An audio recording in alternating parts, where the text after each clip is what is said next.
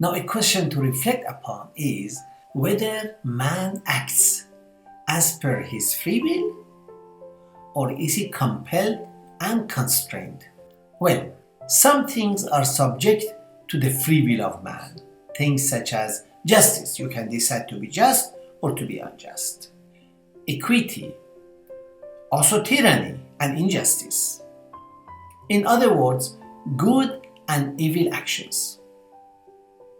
It's evident and clear that these actions are, for the most part, left to the will of man.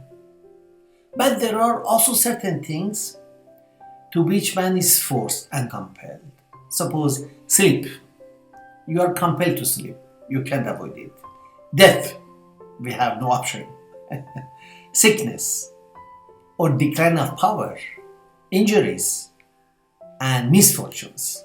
These are not subject to the will of man, and he is not responsible for them because he is compelled to endure them. But in the choice of good and bad actions, he is free and he can commit them according to his own will. For example, if he wishes, he can be an enkindled light and a philanthropist who loves the world, and he can be a hater of mankind at the same time. So both sides, it's up to him. He can be engrossed with material things. He can be just or he can be cruel. These actions and these deeds are subject to the control of the will of man himself, who is responsible for them. Now, another point is that the states of being are also different, we should remember. Suppose the lowest state of existence, like the mineral, has no right to complain why it does not have the qualities of vegetables. No, he is compelled to remain in the mineral state. Similarly, the plant has no right to complain that he has been deprived of the perfections of the animal world. And it is not possible that the animal complained and said he wants to have human perfection. No, all these things are perfect in their own degree and they must strive after the perfection of their own degree. They cannot cross their degree. They are compelled to that. The inferior beings, as we have said, have neither the right to nor the fitness for the state of the superior perfections. No, their progress must be in their own state. Now, our life is like that of a ship which is moved by the power of the wind in the ocean or the power of steam. If this power ceases, the ship cannot move at all. Nevertheless, the rudder of the ship turns it either side, and the power of the steam moves it in the desired direction. If it is directed to the east, the ship goes to the east.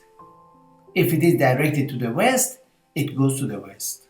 So this motion does not come from the ship. No, it comes from the wind or the steam. But the choice of good or evil belongs to the man himself. So, for example, if a king appoints someone to be the governor of a city and grant him the power of authority and shows him what are justice and what are injustice according to the laws, if then this governor commits injustice, although he acts by the authority and power of the king will not be blamed for the governor's injustice. But if he acts with justice, he would do it also through the authority of the king, and the king would be pleased and satisfied. That's to say, the choice of good and evil belongs to man. There are some external forces that may be, they may influence our willpower. For example, research has shown that the lack of sleep can decrease our willpower, as sleep deprivation reduces brain alertness and activity.